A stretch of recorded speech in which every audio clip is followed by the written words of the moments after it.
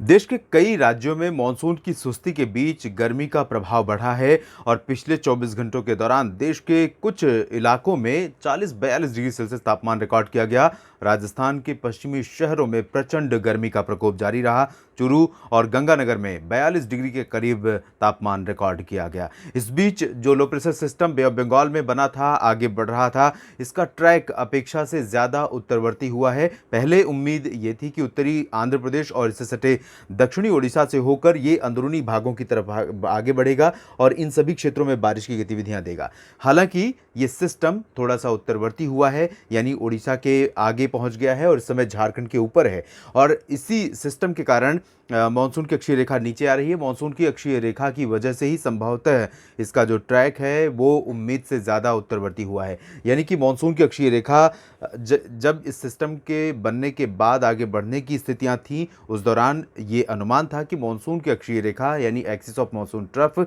नीचे आएगी और इसी सिस्टम में मर्ज हो जाएगी। लेकिन संभवतः ये ट्रफ नीचे ना आकर के साइक्लोन जो लो प्रेशर सिस्टम था वो ज़्यादा उत्तर की तरफ चला गया और इस समय ये कमज़ोर होकर साइक्लोनिक सर्कुलेशन के रूप में उत्तरी ओडिशा और इससे सटे झारखंड के ऊपर है और ये धीरे धीरे इसी तरह से पश्चिमी तथा उत्तर पश्चिमी दिशा में आगे बढ़ेगा और इसके प्रभाव से देश के मध्य क्षेत्रों में कई जगहों पर ज़बरदस्त बारिश हो रही है। लेकिन पश्चिमी और उत्तर पश्चिमी भारत के क्षेत्रों में प्रचंड गर्मी का आलम है इस समय, चाहे वो पर्वतीय इलाके हों या फिर मैदानी क्षेत्र। इन भागों में भीषण गर्मी का प्रकोप देखने को मिल रहा है। राष्ट्रीय राजधानी दिल्ली में भी गर्मी बहुत तेज़ रही जारी और अभी कम से कम 24 घंटों तक ऐसा मौसम रहेगा। दक्षिण भारत के क्षेत्रों में आप देख सकते हैं बादल वेस्टर्न घाट पर हैं, पश्चिमी तटों पर ज़्यादा बादल हैं पूर्वी तटों की तुलना में, लेकिन स्थितियां अब बदल रही हैं। थोड़ा सा साउथ पेनिनसुलर रीजन में भी बारिश बढ़ने की संभावना है। लो प्रेशर सिस्टम भले कमज़ोर हुआ है, लेकिन इसका इम्पैक्ट देश के मॉनसून पर पड़ने वाला है और काफ़ी अच्छा प्रभाव इसका देखने को मिलेगा। आइए जानते हैं बारिश की गतिविधियां कहाँ अगले 24 घंटों के दौरान संभावित है, यानी 19 अगस्त को वो कौन से राज्य होंगे, वो कौन से शहर होंगे जहां पर प्रचंड मानसून का प्रदर्शन दिखेगा और कहां पर मानसून कमज़ोर रहेगा। इसमें आप देख सकते हैं जिस तरह का कवरेज एरिया था रेनफॉल का वो अब एक्सपेंड हो रहा है, यानी उसका विस्तार हो रहा है। बारिश का दायरा बढ़ रहा है, कुछ और राज्यों में भी बारिश का प्रभाव देखने को मिलने लगा है और उम्मीद यह है कि अगले 24 घंटों के दौरान पूर्वोत्तर भारत के क्षेत्रों के साथ साथ पूर्वी भारत के कई राज्यों में अच्छी बारिश दर्ज की जाएगी। पूर्वोत्तर में अपेक्षाकृत इंटेंसिटी दक्षिणी क्षेत्रों की तुलना में उत्तरी क्षेत्रों में ज़्यादा रहेगी। असम, अरुणाचल, मेघालय और नागालैंड में, मणिपुर, मिजोरम, त्रिपुरा में बारिश में कमी रहेगी, लेकिन हल्की से मध्यम वर्षा यहाँ पर लगातार जारी रहने की संभावना है। इसके साथ ही साथ उप हिमालय पश्चिम बंगाल और सिक्किम का जो रीजन है इन भागों में, साथ ही गंगीय पश्चिम बंगाल के क्षेत्रों में कई जगहों पर काफ़ी अच्छी बारिश होने की संभावना नजर आ रही है। यहाँ कोलकाता में भी मूसलाधार वर्षा अगले 24 घंटों में देखने को मिल सकती है। हावड़ा और हुबली में भी काफ़ी अच्छी बारिश होने की संभावना नजर आ रही है। यहाँ पर झारखंड और बिहार के क्षेत्रों में भी मूसलाधार वर्षा होने की संभावना है। बिहार में बहुत अच्छी बारिश, बहुत भारी बारिश इस समय किसी भी रूप में पॉजिटिव नहीं मानी जाएगी, लेकिन स्थितियां जो हैं वो भारी बारिश की यहाँ पर बनी हुई हैं।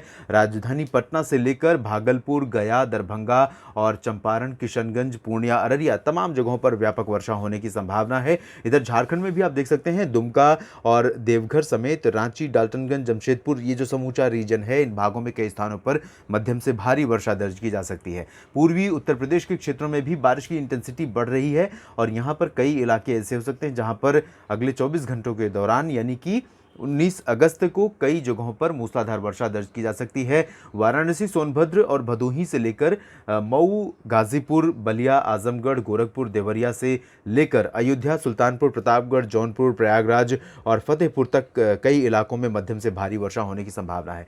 लखनऊ और कानपुर पहुंचते पहुंचते बारिश की इंटेंसिटी थोड़ा सा कम जरूर हो रही है, लेकिन ज़्यादा समय नहीं लगेगा इन भागों में भी बारिश के पहुंचने में। बारिश का स्प्रेड इसी तरह से बढ़ रहा है, तो ये जो रीजन बच रहा है वेस्ट यूपी का और सेंट्रल यूपी का, इन भागों में कल रात से ही 19 अगस्त की रात से ही बारिश का प्रभाव बढ़ सकता है और 20 अगस्त से बारिश की इंटेंसिटी बहुत अच्छी होने की संभावना वेस्ट यूपी में है। फिलहाल 19 अगस्त को काफ़ी अच्छी बारिश पूर्वी उत्तर प्रदेश में होगी। लखनऊ और कानपुर में कुछ स्थानों पर हल्की से मध्यम बौछारें गिरने की संभावना है। वेस्ट यूपी में तराई वाले इलाकों को छोड़कर बाकी जगहों पर अपेक्षाकृत बहुत एक्टिव मानसून कंडीशन नहीं रहेगी। वेस्टर्न यूपी के जो तराई वाले रीजन हैं, उत्तराखंड और नेपाल से सटे हुए इन भागों में कुछ स्थानों पर हल्की से मध्यम बौछारें बौछारें गिर सकती हैं 24 घंटों के बाद। जैसा कि मैंने कहा, आगरा, अलीगढ़, मथुरा, हाथरस, एटा, इटावा, मैनपुरी और मुरादाबाद, मेरठ, शाहजहांपुर, गौतम बुद्ध नगर, बुलंदशहर, गाजियाबाद, नोएडा, इन सभी जगहों पर 20 अगस्त को भारी वर्षा होने की संभावना है। फिलहाल 19 अगस्त को ड्राई वेदर जारी रहेगा,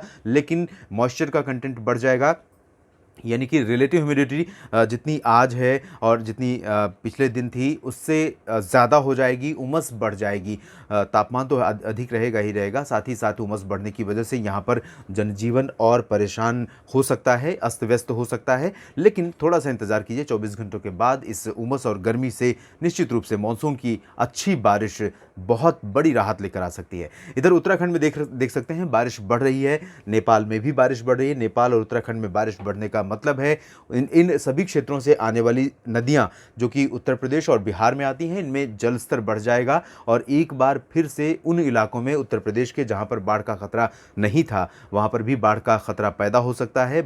और गंगा यमुना का जलस्तर बढ़ेगा। ट्रिब्यूटरीज यानी इन नदियों की सहायक नदियों में भी जलस्तर बढ़ने की वजह से सामान्य क्षेत्रों में जो बाढ़ क्षेत्र होते हैं उनमें पानी भर सकता है। बिहार में स्थिति और बदतर हो सकती है। उत्तर भारत के बाकी क्षेत्रों की अगर हम बात करें तो उत्तरी हरियाणा में करनाल, कैथल तक, पंचकुला, यमुनानगर, चंडीगढ़ और यमुनानगर, कुरुक्षेत्र, इन सभी क्षेत्रों में कहीं कहीं पर आंशिक बादलों के बीच गर्जना के साथ हल्की वर्षा हो सकती है।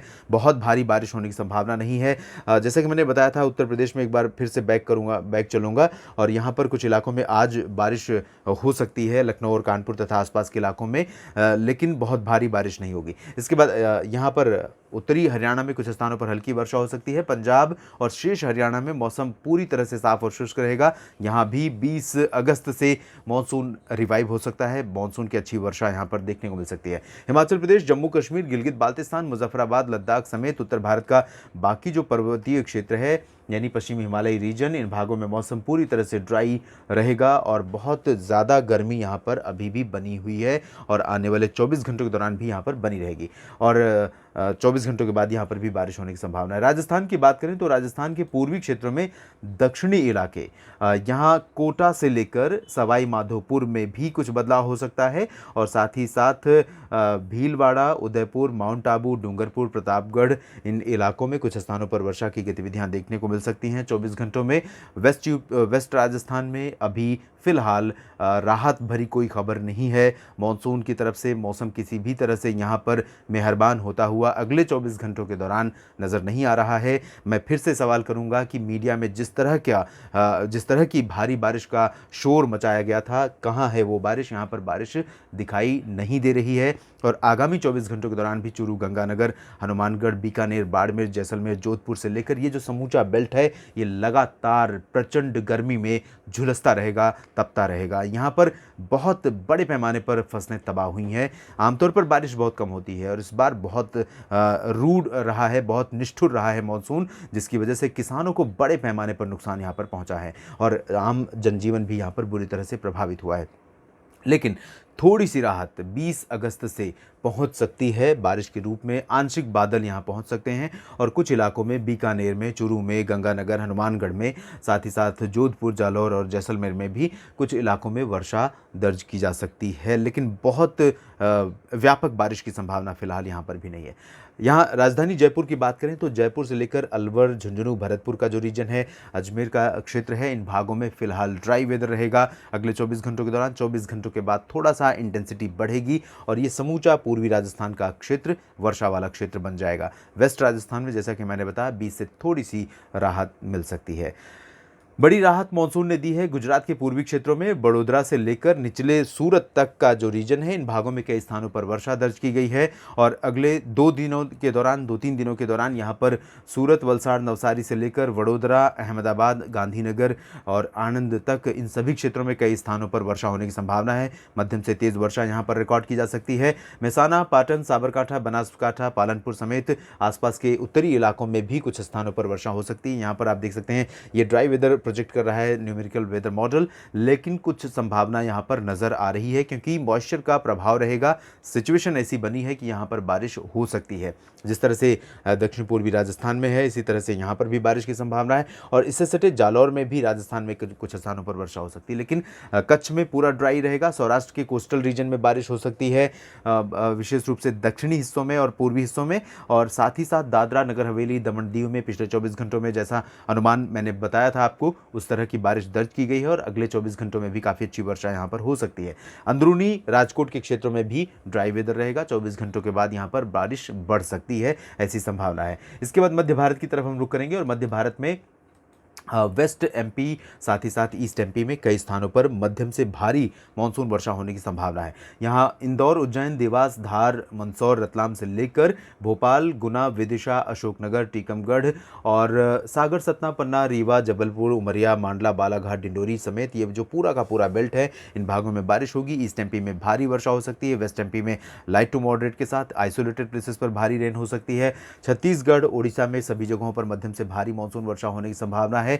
महाराष्ट्र के विदर्भ और मराठवाड़ा, मध्य महाराष्ट्र में भी बारिश होगी। विदर्भ में इंटेंसिटी अपेक्षाकृत ज़्यादा रहेगी, मध्यम से भारी, जबकि वेस्ट पार्ट्स में यानी कि मराठवाड़ा में और साथ ही साथ मध्य महाराष्ट्र और कोंकण गोवा में हल्की से मध्यम बारिश के साथ एक दो जगहों पर तेज़ वर्षा होने की संभावना है। महाराष्ट्र में मराठवाड़ा और मध्य महाराष्ट्र पर काफ़ी अच्छी बारिश अभी हो रही है, आज भी हुई है और कल भी दर्ज की गई थी रात में, तो यहाँ पर इंटेंसिटी बढ़ रही है और काफ़ी अच्छा स्पेल है ये, 2-3-4 दिन कम से कम चलेगा। यहाँ पर जो पानी की ज़रूरतें थी उन ज़रूरतों की भरपाई मानसून अभी फ़िलहाल करता हुआ नज़र आ रहा है, चाहे वो फसलों की ज़रूरतें हों या वनस्पतियों और पौधों की जो फलों के बाग हैं उनमें।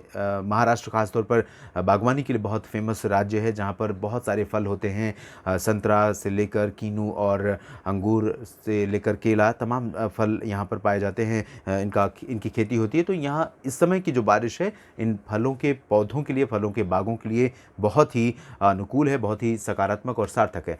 दक्षिण भारत की तरफ रुक करें तो तेलंगाना और उत्तरी तटीय आंध्र प्रदेश के कई इलाकों में, साथ ही साथ तटीय कर्नाटक के क्षेत्रों में कई जगहों पर मध्यम से तेज़ वर्षा होने की संभावना बनी हुई है। उत्तरी आंतरिक और दक्षिणी आंतरिक कर्नाटक के साथ तमिलनाडु, केरल, इन सभी क्षेत्रों में फिलहाल और रायलसीमा में बहुत स्ट्रॉन्ग एक्टिविटी नहीं होगी, लेकिन लाइट टू मॉडरेट ट्रेंड की गतिविधियां यहां पर दर्ज की जा सकती हैं। लक्षद्वीप में कई जगहों पर हल्की से मध्यम, कुछ स्थानों पर तेज वर्षा होने की संभावना है। अंडमान व निकोबार द्वीप समूह में दक्षिणी हिस्सों में इंटेंसिटी अपेक्षाकृत ज़्यादा रहेगी। उत्तरी भागों में बहुत भारी बारिश की संभावना नजर नहीं आ रही है। देश भर के मौसम पूर्वानुमान के इस बुलेटिन में भी इतना ही। आप बने रहिएगा मौसम तक चैनल के साथ। देश के मानसून में 24 घंटों के बाद क्या बदलेगा या अचानक क्या कुछ बदलाव होता है, इस पर मेरी नज़र लगातार बनी रहती है और कोशिश भी यही होती है कि इस चैनल के माध्यम से आपको अपडेट करूं। बस आप बने रहिएगा मौसम तक चैनल के साथ। चलते चलते अपील करूंगा आपसे कि अगर अभी तक आपने सब्सक्राइब नहीं किया है चैनल को तो ज़रूर कर लीजिए, साथ ही साथ बेल आइकन पर भी क्लिक कर लीजिए ताकि मेरे हर वीडियो आपके मोबाइल तक पहुंच जाएं और वीडियो में दी गई जानकारियां ठीक लगें तो उन्हें लाइक और शेयर करना ना भूलें। धन्यवाद।